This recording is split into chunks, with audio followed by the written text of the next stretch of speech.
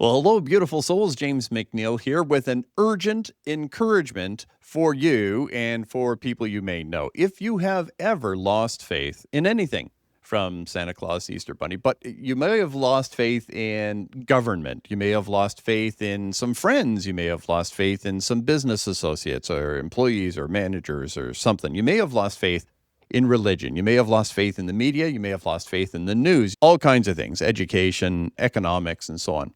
If you've ever lost faith, you probably know the feeling of it's actually grieving. We actually go through grieving when we find out that we have misplaced our faith. And it's urgent that we are people of faith. So, this cleaning up of misplaced faith is actually very healthy and very important. And so, I want to be an encourager to you. So, no matter how negative this information might feel, as far as that breakthrough of, oh my gosh, they lied to me, as much as that might feel negative, I want you to know it's actually good news and you're on the way to a higher reality. So, let's dig in. Again, my name is James MacNeil. I'm going to be launching something. This is a teaser for the Superhuman Network, where I'm pulling together the most encouraging, positive, insightful voices I can to create an entire network that can hopefully positively and will positively impact the world that we touch. And so if you are a person with a voice, you might be interested in joining us. So let's get started. Number one thing I want you to know that almost everything you've ever been told is BS. Almost everything you've ever been told is not true. Now, you might say, well, James, you're really being negative. Not necessarily, because that's not the end of the story. So first, we are completely blanketed in a world that's fake. Do you think our food is natural and real? Do you think our air has not been tampered with? Do you think the water has not been tampered with? We have fake food. We have fake news. We have fake friends. We have fake economy, which we can talk about. We have fake religions, we have fake spirituality, we have fake media, voices, you name it. We live in a fake world where people get their entertainment from fake things. Rather than playing games and hanging out with each other, we watch other people have fun on TV. And so it seems like we're in a fake world right now. And I want you to know that that is on purpose. There are people who created this fake world, like the Matrix, the world that's been pulled over our eyes to hide us from the truth. Well, that is what's going on, and I'm going to share with you. And I'm actually going to let you in on who's running the world. You might say, oh, are you one of those conspiracy theorists? When I share with you what I'm about to share with you, you're going to be like, duh, everyone knows that. So it's not going to be so shocking. And what I want to do is be encouraging. We have fake air, water, food, fake clouds, fake news, fake media, fake medicine, fake education, fake democracy, fake wars, fake justice, and fake philanthropists. We as a species have lost our way. We've lost our natural connections with ourselves. We have a shocking amount of depression and so on, and we'll get into that. But we've lost our connection with ourselves. We've lost our connection with nature. We've lost our connection with each other. We've lost our connection with our divine source, God, if you will, divine love, if you will, by whatever name you're comfortable with. We've lost our connection with reality. So everything is fake. We've lost connection with everything natural relationships, natural love stories, natural families, natural everything. Nothing's natural right now. And that's all by design. So we're going to peel that back. Because of this, we're not really living. There's 8 billion people that are technically alive, but how many of those are really living? Think about it. Think about yourself and your friends, people you know. Are they really alive, right? Are they really like experiencing? Are they laughing and playing and singing and dancing and loving and heartbreaking and trying stuff and building things and creating things? Are we living? And I think you'd have to say no. We're largely numb. We're desensitized and detached. And that's our reaction to this fake reality that we've been living in. Our current state is we are, as a species, distracted. We are, as I was saying, we are distracted. We are divided. We are deluded. We are depressed. We are drugged, and we are demoralized. And again, all of this is part of the plan. So I want to talk to you for a moment about something called the human zoo. I'm going to be publishing a book called Escaping the Human Zoo. And let's just talk about zoos. A The safest place in the world for a wild animal today is in a zoo. And you can't really argue with me because it's a fact. What happens in a zoo is we get them in their perfect environment where the rocks aren't too sharp and the water's not too cold. And we create fences around them so predators can't attack them. They're safe from predators. If they're hunters, they don't have to go out on the hunt where they might get hurt. Also, on the hunt, there could be famine in the land, so there wouldn't be enough food. Or they could catch, kill, eat a poisoned animal that has some kind of illness and they could get ill. But none of that. Why? Because we have nutritionists organizing their diet that's provided to them on a daily basis at the right time, in the right temperature, in the right place. And we even give them mates. We provide a mate. They don't even have to go to the local bars. So animals in the zoo have the very safest life, except you and I and any sane person knows that's not living. They're trapped. And just like humans that are in a prison are provided food and housing and everything, you could say, oh, they're safe in there, or maybe they're not safe in there, but you might say, that's easy, but it's not living.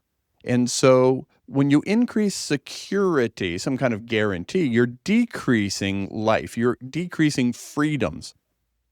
And so we are living currently in a human zoo where there's so many regulations around us, so many controls on us. We have to use the fake money that they've told us to use. We have to obey all these rules. We get, let's say you live in a democracy. You get to vote once every 4 years, which means you get to choose between the three puppets that they've presented to you. At the moment, this is the reality that we are not living free. We're not living full. And most anyone would agree they can feel it. It's not the same. So my wake-up call was when COVID hit us. COVID really surprised me because they banned us from nature. I remember when they first locked us all down, they said, you can't go to the park. And I saw policemen putting chains at the entrance of parks. What we're not allowed to do is walk in nature, which is one of the most important things for human wellness. Did they think we were going to kill the trees or that the trees were going to kill us? We're not allowed to hug. We're not allowed to connect, everything that's essential for human life. And healthcare professionals were being threatened. If you dare talk about immunity, how to increase your immunity, your license will be revoked. And by the way, I know this. I read some of the content. I talked to some professionals, and they were told, if you talk about immunity, you're going to be in trouble. And it all just, I was like, what? This doesn't make any sense. Like, there's nothing scientific about it. And they were saying, trust the science, while they were shutting down all the scientists. And if you think I'm being a conspiracy theorist, which is fine, if that's what you think, there's just too much data on it. So you can look that up yourself. You don't have to get mad at me. But there's too much data on where was the COVID-19 virus. It was 19, right? Where was it created? And then where was it manufactured, if you will? There's way too much. So I'm not going to get into that. I have come to believe that that wasn't an honest experience globally. But that's me. But when that happened, it started me thinking, wait, maybe I can't trust the authorities. I was raised by a very strict father. He was a law enforcement agent who struggled with substance and struggled with temper. Maybe that'll let you in on a little bit. But I was taught you trust the authority. You do what authority says. And so I was doing what the authority said, but I was like, okay. But I was just starting to crack, like it just didn't make sense. And so that one thing led to another, and I went down the rabbit hole, if you will, and started to look into how is the world really functioning? Who's in charge and what's honest and real? We were forced into mindless obedience, unchecked global authorities, whom are mostly anonymous, and those who enjoy complete immunity. If you think about it, the person with the most power should be the most responsible. But if there's people who have the power to say, we can employ your law enforcement agents to make sure that you stay at home and you do this and you do that. We have that much power and at the same time, complete immunity. If we're wrong and everyone dies, we can't be held responsible for anything. Power and responsibility must go together when there's power without responsibility. Please remember that. It's a central reality of life. And so when I realized they have no responsibility, unquestioned, unchecked power, I was like, something's fishy now. And it just kept getting worse and worse and worse. And like I said, it felt for me, and it feels now, like we're living in a world that, in a sense, was whispered to us in movies like The Matrix. Like the world has been pulled over our eyes to blind us from the truth. And so I'm going to share some truth with you now. I'm going to tell you who's in control of the world. It's so obvious. There's no conspiracy to it. So I'll explain. Before I get into that, I just wanted to, for those of you who don't know me, I want to explain who I am. And so just a real quick glimpse into me, my world. My name is James MacNeil, and I have spent over 30 years as a professional communicator. My expertise is communications. I'm an author, a speaker, a coach, a consultant trainer. I've circled the globe multiple times, shared the stage with the biggest, most famous people you know. I created Verbal Aikido, the world's most advanced, authentic communications philosophy, pure spiritual intelligence. And I've also raised up wealthy world changers, helping people become $1 million a year author, speaker, coach, consultant, and trainer. So these are some of the things that I've done. But what I wanted to also add is my past. So I could not speak in sentences until I was 9 years old. I could not read until I was 21. I have ADHD, dyslexia. Why did they make it a tough word to spell, right? Dyslexia, not fair. ADHD, dyslexia, OCD, complex PTSD, hypersensitivity, both audio and tactile, and more. I've got other things. So I've got all these things that didn't set me up for success and didn't come from a wealthy home and all that. So I have no college, no university. I've been able to do the things I've done quite miraculously. And so what I want to say is, if I can do it, anyone can do it. And I want you to have hope. This video is about be encouraged. If you lose faith in things that don't deserve faith, you're well on your way to a wildly successful, positive life. So it hurts to feel tricked. It hurts, right? When we're little kids, we think mom and dad are superheroes. They're the greatest, most powerful people on earth. They're perfect. And somewhere along the way, we find out they're not perfect, and then we have to survive that. As for some of you, had to survive the Easter Bunny or Santa Claus stuff. So there's stuff from our childhood that we had to survive the loss of a belief. And so if you're losing belief in things that don't deserve your faith, then that's good. So that's a little bit about me. I mentioned I'm launching the Superhuman Network. So we're going to create the ultimate ecosystem for anyone who's a podcaster. You want to get a message out there. If you've got a story, if you've got a voice, if you've got a perspective that can make the world a better place, I want to talk to you and explode that capacity. And that's going to be launching within a couple of weeks. So again, a Superhuman Network. And my show will be called the Superhuman Movement. That'll be starting soon. All right, back to work. Who is ruling the world? Are you ready? It's so obvious. All right, here's how I'm going to set it up. Who here knows the golden rule? The golden rule is do unto others as you would have them do unto you, which means treat people the way they want to be treated, just like you want to be treated the way you want to be treated. So it doesn't mean treat everyone the same, because people are different. So that wouldn't be fair. So the only way to treat everyone fairly is to treat everyone differently, because everyone is different. So to respect the realities that that person is having and adapt to that, that's the golden rule, to do unto others as you would have them do unto you. Then Wall Street came up with its own golden rule, and it is he who has the gold makes the rules. We don't, money isn't backed by gold anymore, so that's fake. So now here's the people who make the money make the rules. Now let me be clear. I'm not talking about Bill Gates or Jeff Bezos or Elon Musk or anyone else. I'm not talking about the people who earn money. I'm talking about the people who make the money out of thin air. There was no money and poof, now there's money. When you take out a loan from the bank, if they're honest with you, they will not say the money will be deposited into your account, because it's not deposited into your account. It just appears in your account. The money that we have around the world is called fiat currency, which means it's made up. And in fact, it's all debt. If everyone paid off all the debt, if all the governments paid off all the debt and all the people paid off all the debt, there would be no money, because what we currently live on is a fiat currency that is fake. It's not real. But if it works, it works. But this explains the booms and the busts, and explains why we have unnecessary made-up wars, because it's shifting in power and control. But I want you to know that the people who print the money, people who create it out of nothing, it just appears, those people run the world. If they control the money, they control the government, they control the corporations, they control the media, they control all of us. If you have a printing press of money, you rule the world. Now, I think that's kind of obvious, and that's what we have. One of them is Mayor Amschel Rothschild. And if you're a Rothschild, I apologize if I butchered that name. He is said to have said, and I tried to verify it, but I couldn't verify 100% that he said this, but this has been quoted tons of times. He said, "Let me issue and control the money of a nation, and I care not who makes the laws."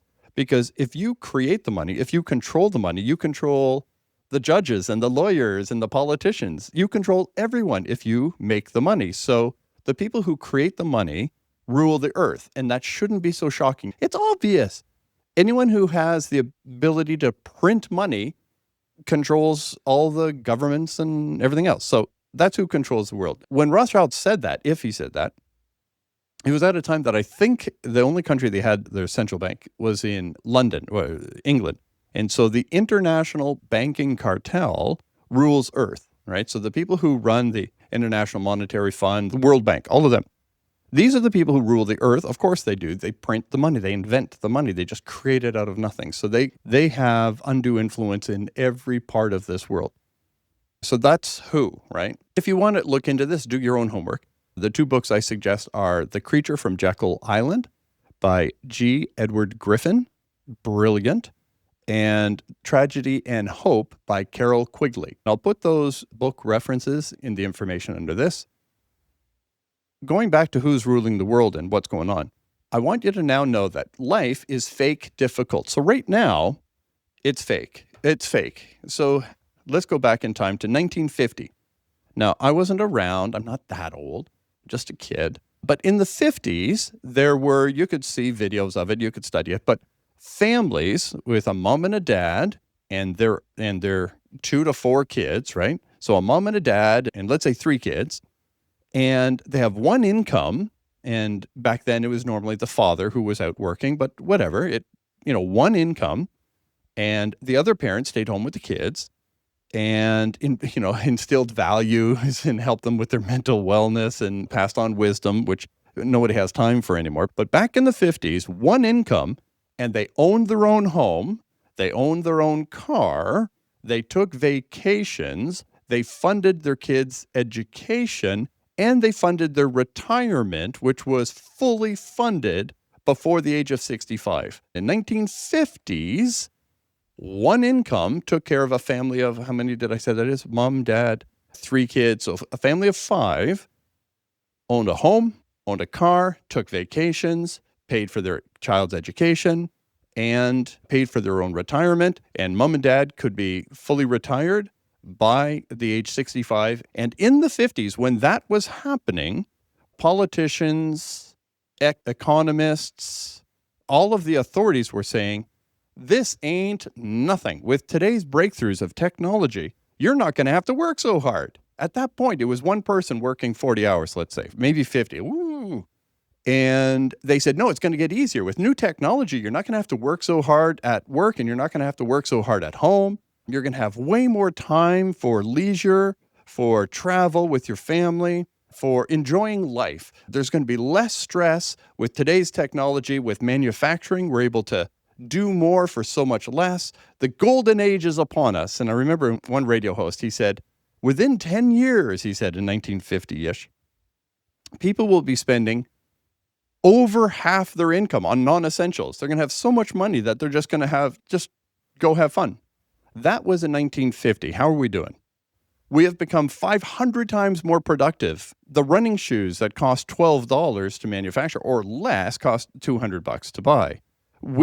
In the manufacturing is overpriced, We're in a world right now that it should not be this difficult. There's an idea I want to work with AI on called vertical intaxation. So if you think about your breakfast, let's say you have bacon and eggs and you have orange juice and I don't know. But if you were to track them back to the farm, right, the farmer has to pay tax on everything. They have to pay tax on the equipment that they buy. They have to pay tax on the seeds, pay tax on the land. They have to pay income tax. They have to profit. And when they profit, their costs, including all of these taxes, are added to the cost. So then they sell it to the next person in the chain and then the next person. And everyone has to pay tax until it ends up on your table. Then you had to pay tax on your income and your house and everything else to be able to sit there and eat it. And you paid sales tax when you bought it. Now you might say, well, how is this? How you're not very motivational, James. This isn't good news. If that's all there was, it would be bad news. But the good news is we're humans. And so we're better than this. So as I mentioned earlier, at the moment we are distracted, divided, deluded, depressed, drugged, and demoralized. That's true. But the good news is we're humans. And humans are special. So I just want to share with you that we're better than this in every way. And this is actually the best time to be alive. People are so depressed and upset and angry. People are picking fights with each other. Let me just say this about the machine, the game here. They don't care who you hate as long as you hate. They don't care what you fear as long as you fear. What they want you to be is trapped inside of this egoic, reactionary, needy, and greedy state. The last thing the machine can tolerate is humans who are happy and connected to each other, connected to their divine connection, their higher selves, connected to nature, enjoying good meals with good people, having a good impact on their good community. This is actually the best time to be alive. And are you aware that, like, kings and queens, they could have been as rich as Solomon, whatever, right? But he had to go outside to go to the washroom, right? He didn't have running water. He didn't have electricity. He didn't have phones and so on. We live better than the richest people in human history up until about 100 years ago when we got electricity and running water and so on. So that's pretty cool. They only found out about germs in the last 200 years. Before 200 years ago, they didn't understand why people were all dying from germs. So it's pretty flippin' awesome to be alive today. You know, with my phone, with your phone, we can text with people all over the world instantly. We can talk to them. We can have video calls. You can study everything that you can learn world history, what hasn't been too tampered with. AI can help you invent anything. They're expecting within the next year or so the first solo billionaire entrepreneur, which means they have no employees. It's just AI just does everything. And so this is the coolest time to be alive by far, and we're the coolest of all creation. So humanity is the greatest of all creation. We're very special. It took 13.8 billion years of the universe's existence for intelligent life to appear. And yes, I'm calling us that. And the level of human consciousness with which we're familiar might be only like 10,000 years old, right? Recorded history is only 5,500 years old.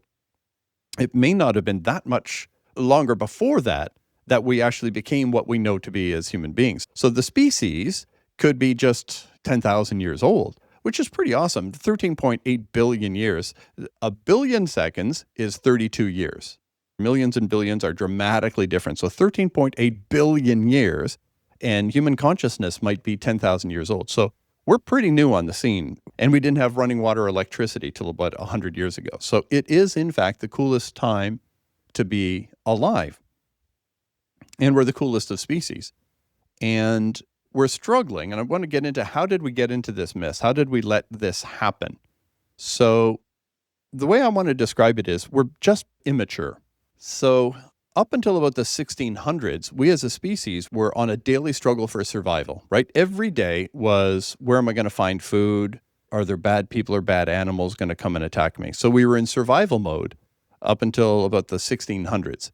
And so I'm going to say in the 1600s, we were like a 16-year-old when we started saying, hey, wait, we can get above survival. We can start thinking and being scientific and so on. That's the age of enlightenment and the scientific revolution. And we said, okay, we can really, really start using our brains, which is distinct from our mind. Your mind is part of your spiritual anatomy. Your brain is something it uses. But we got really left-brained. We got really into the what can we control, what can we measure, what can we do? And then around the 1800s, we finally had a middle class. See, all there were up until then was rulers and peasants, slaves, or working class, whatever. There was only two classes of people, the aristocracy and the people who begged for their mercy, I guess.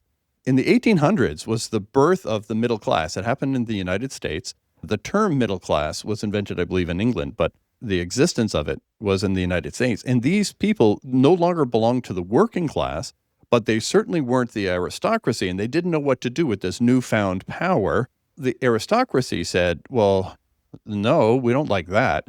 How do we stay in power, and how do we keep these people distracted?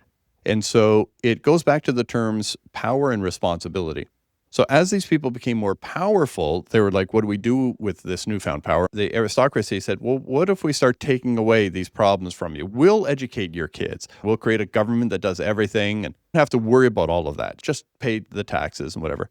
And what we didn't know is we were handing over our freedom because freedom is a form of power. Power is the ability to act and influence. And when we hand over our ability to act and influence to someone else who has the power now to act and influence, we have given up our power. By avoiding responsibility, we gave up our power. And so in the Bible, there's a story of the prodigal son. The prodigal son went off and blew the family fortune and debauchery and drinking and partying and all that kind of stuff. And he found himself broke, broken, desperate, and enslaved in a far off land. That is where we are today, right? So I'm going to say, let's say the 1600s, we were like 16 years old. The 1800s, we were like 18 years old. And today we're 20. And we've got to face the fact that we just gave away the earth, right? It's like, okay, oops. And that's the reality.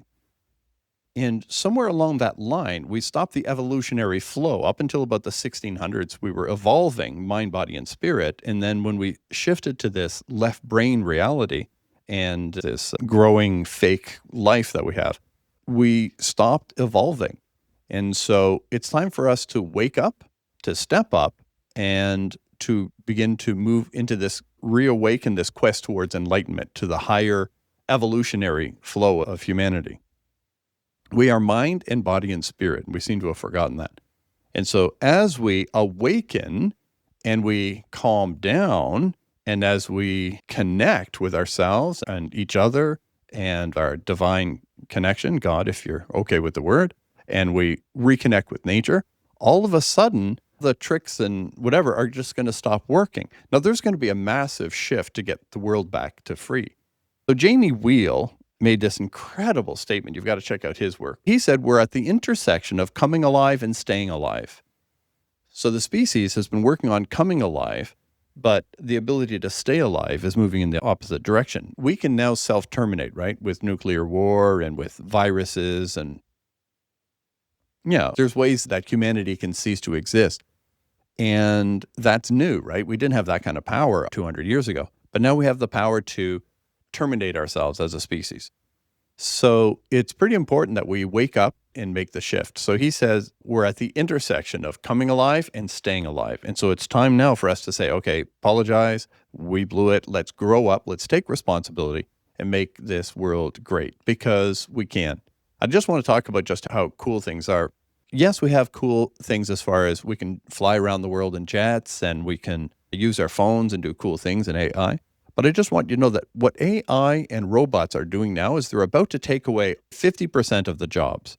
And you can say, oh, no, that's going to, destroy the economy and so on. Listen, if we get control of the world back, right, and things were real and natural, oh my goodness, it's awesome, because basically everything that isn't fun, the robots and the AI will do. Like AI is going to, I would say within less than 12 months, I predict that AI will absolutely solve the riddle of solar power in a way that works. Like, I'm not saying it doesn't work at all, but you may know that there's some imperfections in solar energy right now. AI is going to solve that, and we will have limitless clean burning fuel on the planet. How do you like that? Limitless clean burning fuel. That's pretty sexy. And the robots are going to do all the stuff, manual labor that we might not enjoy, and AI can solve the problems. So then what's left for us to do? And that's the good news. We are being forced to become more human. We're being forced to become more human. What makes you really, really special is your unique personhood. What makes you special is you, right? The essence of who you are makes you free of commoditization. So you could say, oh, wait, James, you could have AI give this speech for you. Yes, but AI can't have a soul touch a soul. So it can give the information, but it can't do me, and it can't love like I love. It can't care like I care. And so there's more going on here than sounds and sights. What's going on here is my soul is crying out to your soul to be encouraged, and let's wake up. Let's have a great world, right? And AI can't do that. It can create a great simulation of it, but it can't do soul to soul. It's always been soul to soul. When egos touch egos, it's transactional. But when a soul has an authentic connection to another soul, neither soul leaves the way they came. And AI cannot do that. If you're authentic, you're irreplaceable. If you're authentic, you are infinitely valuable and precious. So we're being forced and we're going to be fine. You might say, oh, are you talking about universal basic income? I don't think so. I think it's going to be different because universal basic income says someone has control of those purse strings and can simply turn off the tap and say, you're not allowed to eat today because we don't like what you said about the prime minister or the premier or the whatever they call the leaders. And so it can't be ruled by untrustworthy souls. It just can't be. Let's say that the world was changed economically in such a way that 10 hours of work a week makes you wealthier than you can imagine, right? 10 hours of work a week and you have everything you need. You've got the cars or whatever's your jam. Then you don't need a universal basic income. You just need people to put in 1 hour a week or something that improves the experience of humanity. And you're going to have more than enough. Like, make it easy, make it real, honest, and everyone can be fine and we can take care of each other. The government hasn't proven itself trustworthy to distribute money. And people say, oh, tax the rich, tax the rich. Okay, let me just say this. There's no amount of tax that they can't lose. There's no amount of tax that they can't misuse. There's no amount of tax that they can't misappropriate into something that's more destructive than helpful. It just doesn't work. And by the way, if you're wondering who should foot the bill, how about the people who can print the money? Taxing the rich, all I'm saying is there's going to be a new way of managing things, and it's pretty exciting because then we're going to be free to be who we are, and that's what makes us special. I want you to imagine a world where humans are healthy and happy and sane and kind. I'm not saying people won't keep being jerks. Yeah, humans are jerks sometimes. We're all jerks sometimes. So I'm not saying perfection, but what I'm saying is real, authentic, and healthy, and to move past survival. Maybe it looks a bit like Gene Roddenberry's vision in Star Trek. There was no money. People just moved on, and they were doing other cool things, exploring space in that case. But I believe in humanity. I believe that divine has created us in such a way that we're here not just to make it, but to make it better. This is the coolest time to be alive. And we can take things back. It's going to be awkward. It's going to be uncomfortable, but it's essential and it's now. So for one and all, thank you so much for joining me. And if you're interested in having a show on the Superhuman Network, please let me know. We can have a conversation. How to let me know? I'll put something in the description here that you can click on and connect with me. But we're looking forward to bringing a message to change the world because remember, please remember, we're better than this. We are better than this. It's time for us to show it. Love, joy, and peace. Have a beautiful, blessed rest of your day. Please do click follow up, follow through, and let's see what we can do together. God bless.